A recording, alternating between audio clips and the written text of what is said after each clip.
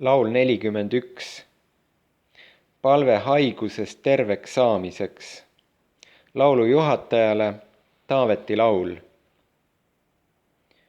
Õnnis on see, kes hoolitseb kehva eest. Õnnetuse päeval Jehova päästab tema. Jehova hoiab teda ja peab teda elus.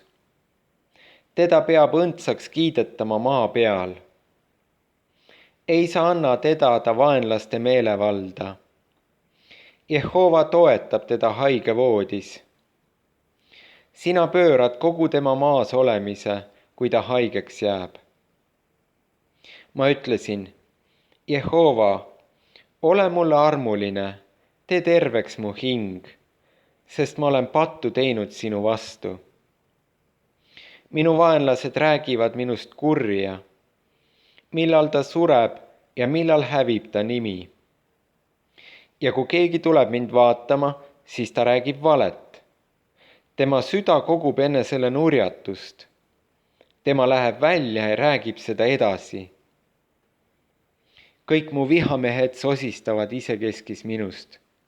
Nad mõtlevad kurja minu vastu, üteldes, hukatuse märk on tema küljes. Ja see, kes kord on maas, ei tõuse enam. Ka see mees, kellega ma rahus elasin, keda ma usaldasin, kes mu leiba sõi, on tõstnud kanna mu vastu. Aga sina, Jehova, ole mulle armuline ja aita mind üles. Siis ma tasun neile kätte. Sellest ma tunnen, et olen sulle meelt mööda, kui mu vaenlane ei saa hõisata minu pärast.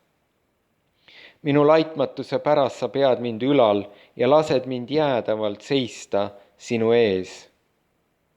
Tänu olgu Jehovale, Iisraeli Jumalale, igavesest ajast igavesti. Aamen ja aamen.